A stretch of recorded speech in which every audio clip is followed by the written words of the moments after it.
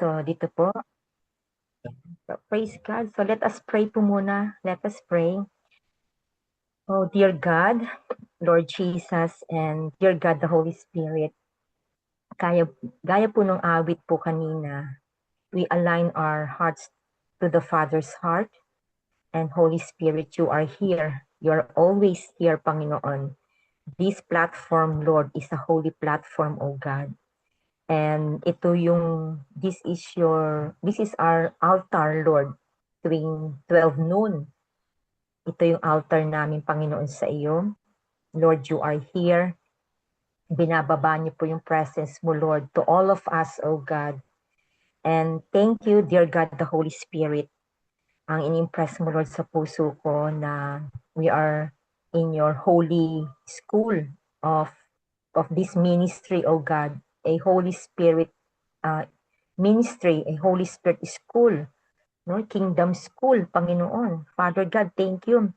Kasi isa pang ini-impress mo sa akin, Lord, ay ini-equip mo kami, Lord, dito po sa holy platform na ito. Kasi marami ka pang ipagagawa sa amin. Lalabas kami, Panginoon. At nagagawa na po ng marami yan, lumalabas. Ginagamit niyo po yung aming mouth to speak your word, to declare your kingdom, Panginoon, and to win souls for Jesus. So, Father God, this holy hour, Panginoon, we will rest sa iyong presence or dear God, the Holy Spirit.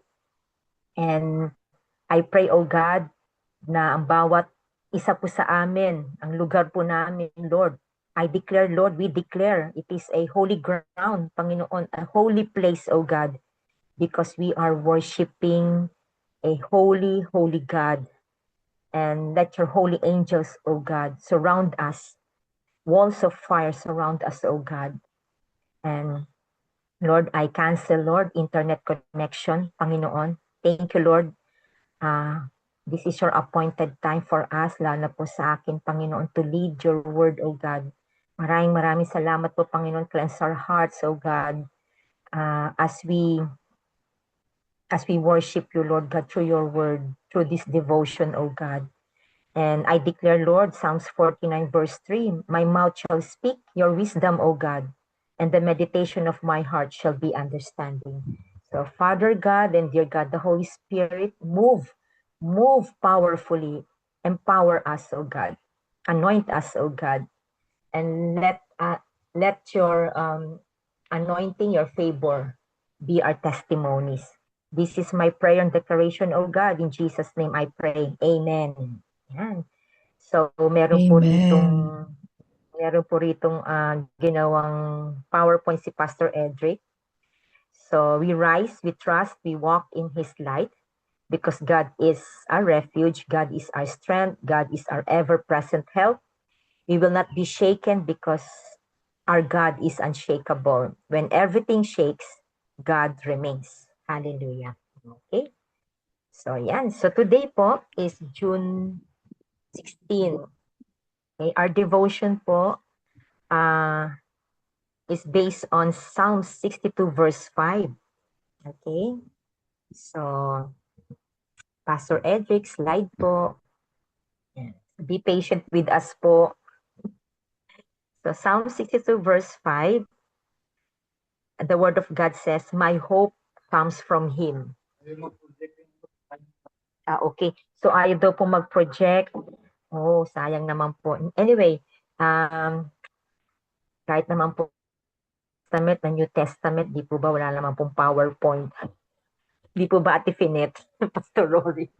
Amen. So, Amen. naapektuhan po yung aking PowerPoint na ginawa po ni Pastor Edric. Oh, So, sayang po, no? Pero anyway po, yeah. the Holy Spirit will guide us, will guide our hearts to listen to His word. Yan. So, ang title po ng devotion po, binase ko na rin po ito sa Psalm 62 verse 5. My hope comes from Him. Ayan. So, teka po. Ayan na po. Ayan, Praise God. nag-move. My hope Ayan comes po, from praise Him. God. Thank you, Lord. Thank you, Lord. Psalm 62 verse 5. My soul, wait thou only upon God, for my expectation is from Him. Hallelujah. So, bali dalawang translation po itong kinuhaan ko po. So, ito po yung devotion po ng ating pag-aaralan. Okay? So, I hope ma-project po siya. Teka. Wait lang po Bubuksan ko po sa... Wait po, be patient po.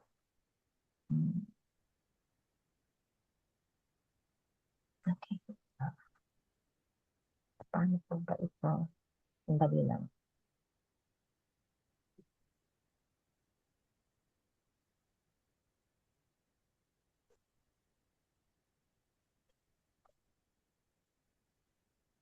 Parang hindi ko po yata mabubuksan po yung aking devotion. Yung pinoward niyo po sa akin, Ate Finet. Pwede po bang ituloy ko na lang Wait po lang sa po. reflection? Yes po. Okay, well, wait lang Nasa po. You mean cellphone ko po sa... kasi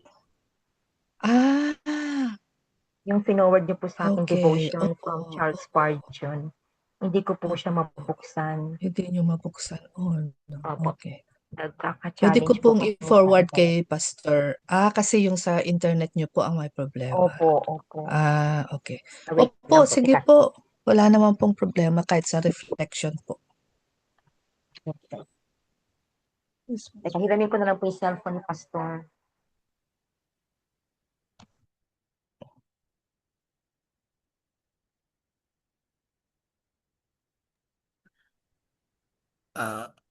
Sir Beth, Ate Beth, Yes po, Pastor.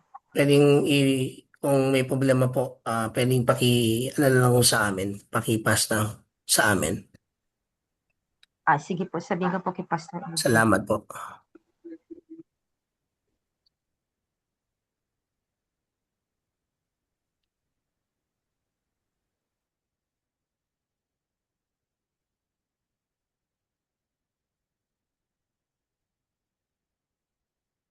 Pastor, yung devotion lang po na finoward niyo po sa akin ni Ate Finet, yun lang po ang hindi po mailabas.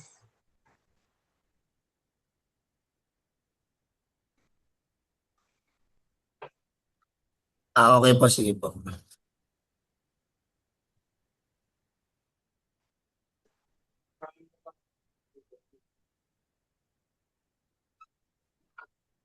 Though only upon God, for my expectation is from Him.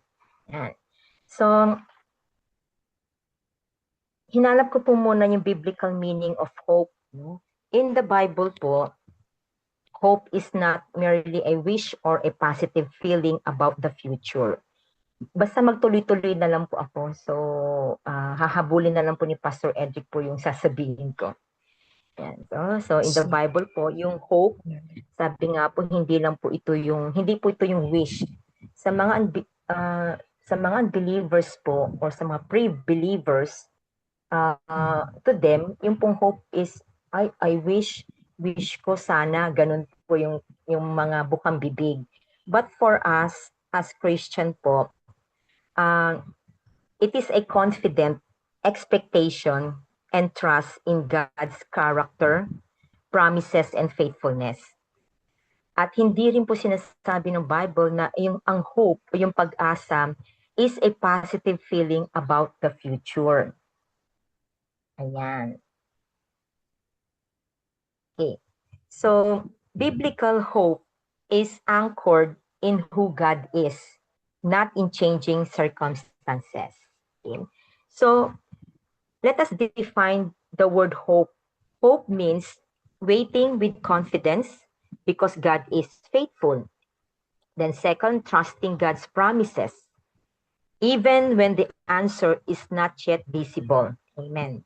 Then third is having assurance that God is working according to His perfect will. Amen. So, nag-prepare din po ako dito ng word ng hope from Greek and Hebrew. Yan, mag-aaral po tayo. The Greek word for hope, the main Greek word for hope in the New Testament, first, it is elpis. meaning hope, expectation, joyful anticipation. So it comes from the idea of expecting something good, especially po something based on God's promises. No? Ito po yung LPs. Then another related word po sa LPs is LPiso. It means to hope, to trust, or to place one's confidence in. Parang we are saying po na I confidently wait because I know God is faithful. Yan. So, I confidently el piso. Yan. Because I know God is faithful. So, yan po yung two Greek words, no, for hope. Then, another one po is a Hebrew word of hope in the Old Testament. So, ito pong mga words na to, it carries a rich meaning. So, number one po is tikva. Yan, no? Sana po na-pronounce ko po ng tama, tikva. So, means hope, expectation, waiting. So, this is one of the most common Hebrew words for hope. Yan. At it also means a confident expectation of something good. Same lang po siya doon sa LPs. Na expecting something great, something something joyful, no, on God's promises. That is tikva. And it also comes from a root meaning to bind or to wait for, giving the picture of being securely attached to God's faithfulness. Ano? So, pag sinabi pong tikva, ito po ay nakakonect po ito sa God's faithfulness, nakakonect po ito sa God's promises. Amen.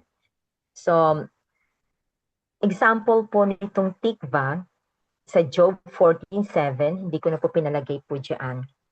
Ang sabi po ng word, for there is hope, there is tikva for a tree when it is cut down, that it will sprout again. Hallelujah.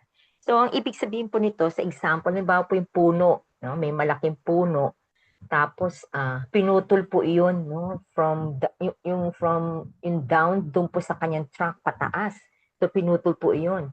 So, hindi ibig sabihin po nung kapag pinutol po yung puno ay totally na, ay wala na, patay na ito, hindi na siya tutubo ulit. No, there is tikva doon sa puno na yon dahil po na yung pong root ng puno na yon nandoon pa rin po siya sa ilalim. No? Nakatanim pa rin po siya doon sa lupa at tatanggap pa rin po ito ng nutrients, no, na manggagaling po sa lupa. Kaya yan po yung sinasabi ng Job 14:7. It will sprout again. Amen. Then second one po, the Hebrew word of hope is yakal, no? Yakal or yachal or yakal. To wait, to hope, or to trust. This describes a patient and enduring hope while waiting for God's timing. Yan, no? So, ito yung paghihintay po sa perfect timing ng Lord. No? Example po nito is Psalms 130 verse 5. It says, I wait, yakal, for the Lord, my soul waits. Yan, amen. Then third po is chasa. Okay, chasa. Yeah, chasa. To take refuge, to trust. Yan naman po ang meaning yan. So this expresses hope as finding security and protection in God. So example is from Psalms 2 verse 12. No? It says, blessed are all those who put their trust, who put their chasa in Him. Ayan. So, yan po yung mga Hebrew and Greek words na natutunan po natin today. Okay. Now, going back to Psalm 62 verse 5. Ang sabi po doon, si David po ang nagsulat po nito. Nire-remind po tayo ni David that yung ating pong true hope, yung ating pong tunay na pag-asa is not found in our circumstances or our timing or our own efforts, but in God alone. Okay? Yung ating pag-asa, sa Panginoon lamang po natin ito matatagpuan. Amen. So, prayer is not only asking God for answers. It is learning to trust His character while waiting for His response. Amen. No? Ang example po nito, yung katulad po sa devotion po ni Charles Spurgeon, yung pong isang butil, isang buto, it's like a seed hidden beneath the soil. No? Yung buto, di ba, paano tatanim po tayo? Siyempre, yung buto, ibabaon po sa lupa yan, hindi naman po yan sa ibabaw. So, sa lupa, no, kapag nasa lupa na po yan, kapag itinanim na po natin sa lupa, hindi na po nakikita ng naked eyes po natin yan. Si God lamang po nakakakita niyan. At gaya po ng seed, hidden beneath the soil, God may be working in ways we cannot see. Amen? So, delayed answers are not always denials. Yan, palagi po nating naririnig yan, bukang bibig na po natin yan. Delayed answers are not always denials. Pag sa Panginoon po tayo kumuha ng ating pag-asa, ano man po yung nag-expect tayo ng answer, ang tagal, no? Nasa waiting season po tayo. So, hindi ibig sabihin yan, dinideny ng Lord yung ating pong prayers, dinideny ng Lord yung ating pong pag-asa. Amen? So, they can be seasons where God strengthens our faith and prepares His perfect purpose. Okay, yun naman po pala, no? So, yun po yung mga season na, alam niyo po ba na isang ini-impress po sa heart ko, habang tayo po nagwe-wait, ini-strengthen ng Lord yung ating trust sa Kanya. Ini-strengthen po ng Lord yung ating faith sa Kanya. Ini-strengthen po ng Lord yung character natin Sabi nga po dito sa mga nauna po nating definition ng hope, no? Ini-strengthen po ng Lord yan. At ang isa pa po dyan, ini-strengthen din ng Holy Spirit yung kanyang fruit sa atin while we are in the waiting season. No? So, sabi nga po, it is learning to trust His character, God's character, hindi po yung kung sino man, no? Wala po, it's only trusting God, no? Yung character po ni God, no? Pagkatiwalaan po natin yon while waiting for His purpose. Ayan. So, let me share po 3 principles from Psalm 62 verse 5 and based on Spurgeon's devotion. Yan. So, number 1 principle po. Yan. Wait on God with confident hope. Yan. Wait on God with confident hope. Yung pong salitang wait po talaga, sa marami, mahirap po Yung bang ang tagal maghintay. Sa waiting po talaga, sinusubukan ng Panginoon yung ating pong character, sabi ko nga po, no? But our hope must be anchored in God's promises. Amen? Not in human, not in immediate results. Amen, no? So even when answers seem delayed, okay, God is still faithfully and working. Amen. Kaya ang sabi po nung kanta, you are working. God is working, no? Behind the scene. God is working for something great behind the scene. No? Doon po sa miracle working God, no? Meron po yung kanta po doon Though my eyes cannot see, my heart knows that, Lord, you are working supernaturally, miraculously for me. No? Yun po yung ating declaration. At while waiting on God with confident hope, no, a delayed answer does not mean God is absent. Diba? Alam na po natin yan. Sa ating pong mga daybreakers po rito, yan po yung palaging laman ng ating pong mga devotion, yan po ang ating laman palagi ng ating mga testimonies Kung may delay, basta kay God po tayo lumapit, basta si God po ang ating kinausap, hinain natin sa Panginoon, ano man po yung ating mga prayers, asahan po natin, si God is not absent because God is omnipresent. Amen. So, God is working. God is working po. Like a seed. No? Like a seed, going back po doon sa example po natin seed. The seed is growing unseen beneath the soil. No? God may be preparing something greater while we wait. Amen. No? yan po palagi, di ba, yung sa science subject po natin. Pag itinanim po yung buto, kapag tinanim po siya, very dark. Dark po yung kanyang surrounding po doon eh. Pero in yung dark season po ng buto na yan, God is preparing the seed. God is working on that seed. God is nurturing that seed, no, for a greater purpose po. Na magugulat na lang tayo while we are waiting, uusbong yung seed na yan na wow, ang ganda pala, no? So, ganun din po tayo eh. No? Akala natin walang pag-asa. Akala natin hanggang diyan na lang yung tao. Sa tingin ng tao, sa mata ng tao, hanggang diyan na lang. Pero not with God. No? God is faithful and working sa buhay ng bawat isa sa atin. Amen.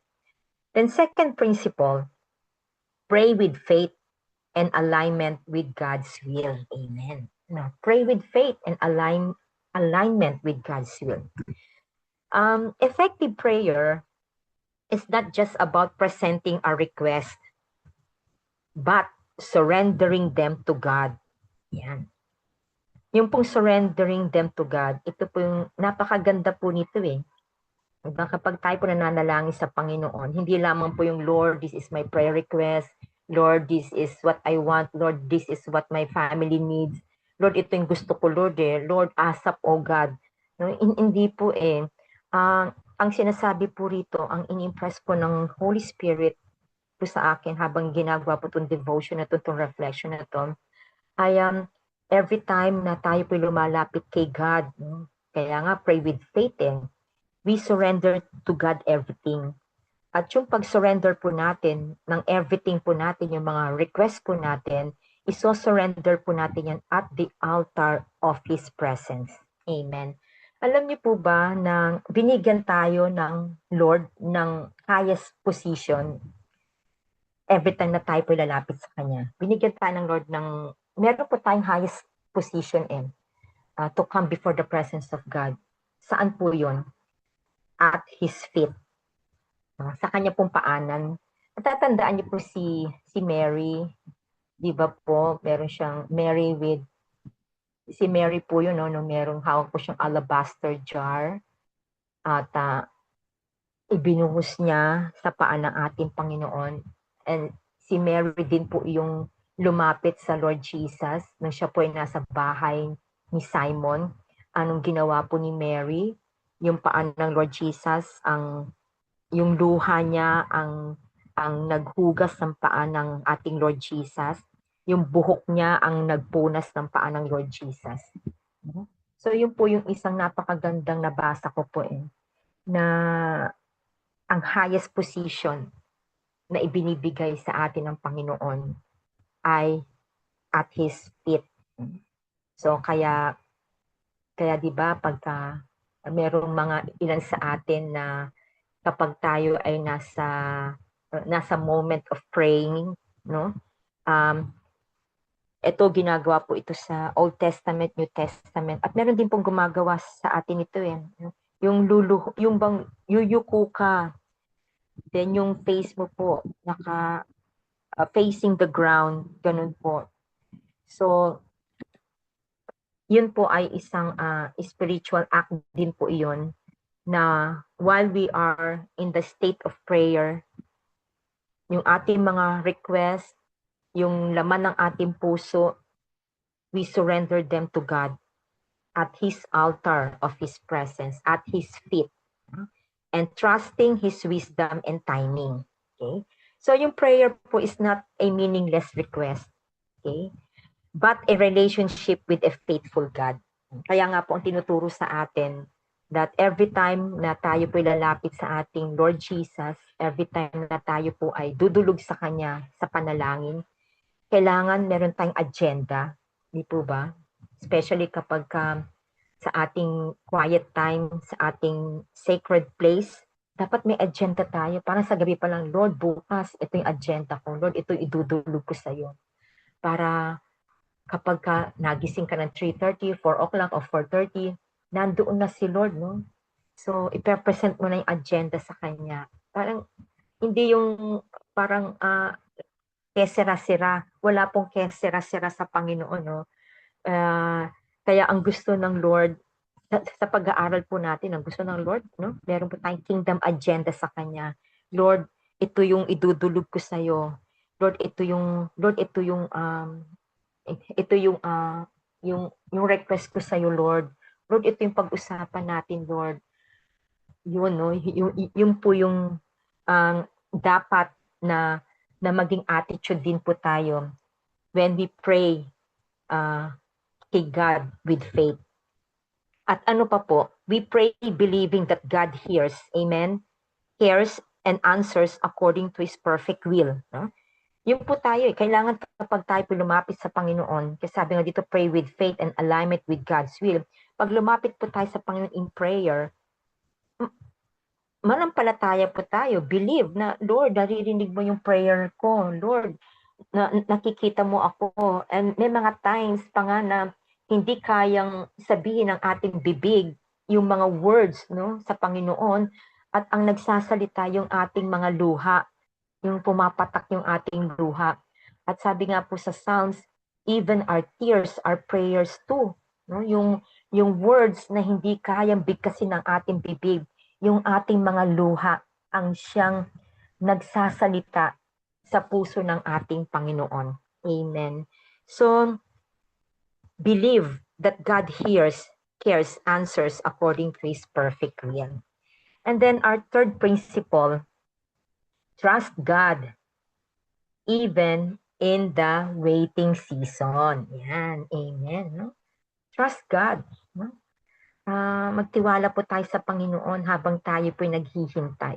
Alam niyo po, ang gandang magtiwala sa Panginoon. Napakaganda po. Hindi lang maganda, napakaganda na maghintay sa Panginoon habang tayo ay nasa waiting season. Kasi ang hinihintay natin si God eh. Hindi naman po tao eh. Di po ba kapag tayo naghihintay sa tao, pag sinabi ng tao, 4 o'clock meeting time natin na sa ganitong lugar. Naku, syempre ikaw maaga kang pupunta before 4 o'clock. 4 o'clock wala pa. Tapos 4:15 wala pa, 4:30 wala pa. Na-experience po namin ni Pastor Edric yan eh. Tagal namin naghintay, no? 25, 30 minutes, no? So, meron kaming, meron pong gusto sumabay sa amin eh. Ganun po kami naghintay. Tapos tapos biglang makakatanggap ka ng message na, ay, naku, Bet, pasensya ka na, may nangyari, ganito. Wala na, di po ba?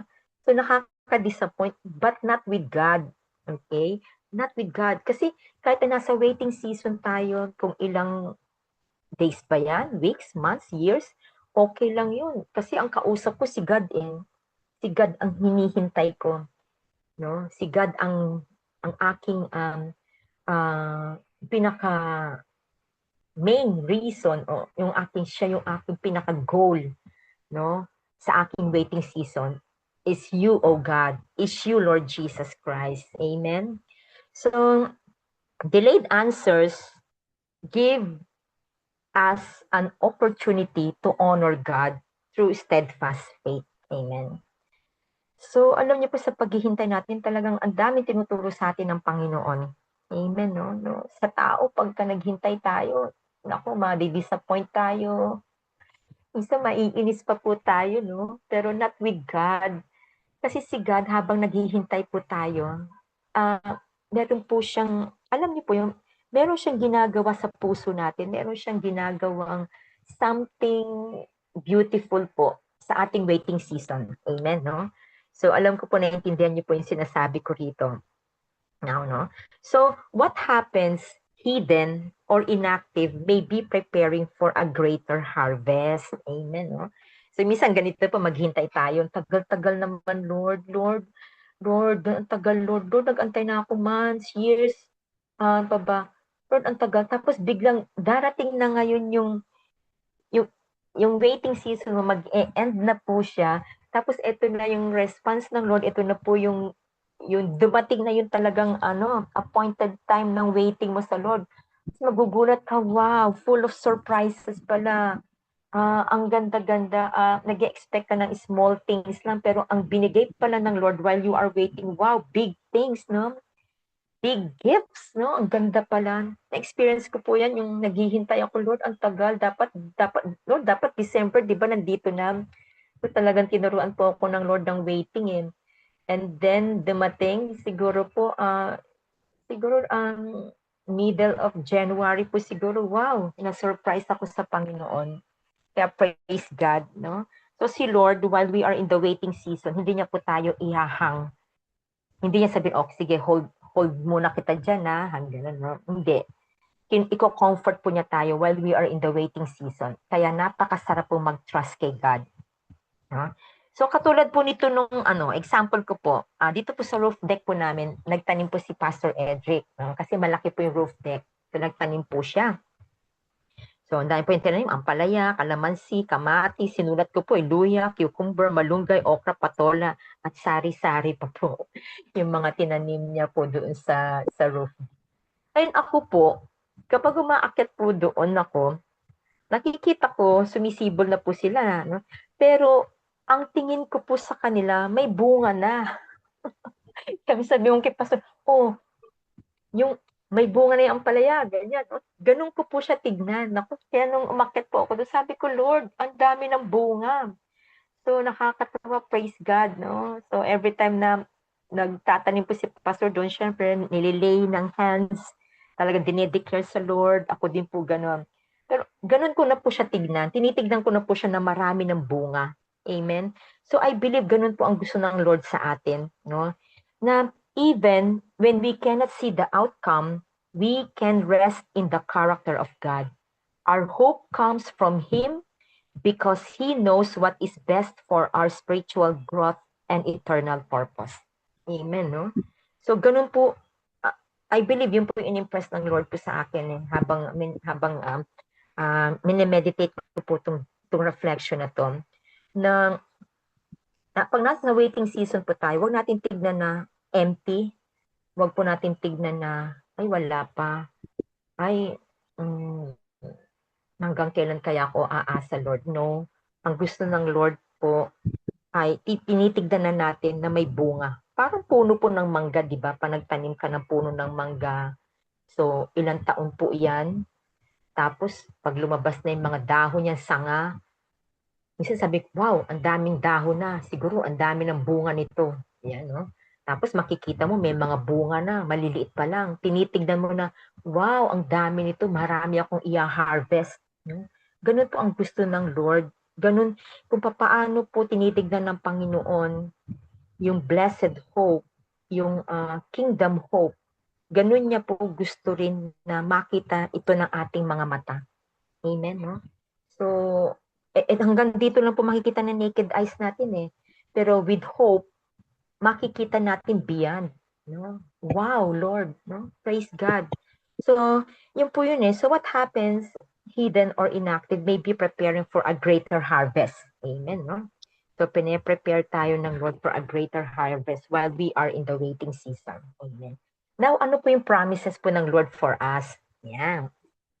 So, first, ang first promise po ng Lord sa atin based on Psalm 62, verse 5, and from Charles Spurgeon's devotion po. First is, hope in God is not passive waiting. Amen. So, it is an active. Pag kasi waiting, parang ang tinitignan po ng iba ay nakaupo ka lang or nakaupo ka lang, tahimik ka. But not in hoping in God, no, with God. It is an active trust that keeps the heart steady. Steady ka lang dyan, no? Heart steady ka lang dyan. Kasi ang hinihintay naman natin yung si God eh, yung promise ni God nandyan eh. So, ano yan, i-activate na ng Lord yan. So, when our hope comes from Him, we can face uncertainty with peace because our future rests in His hands. Amen.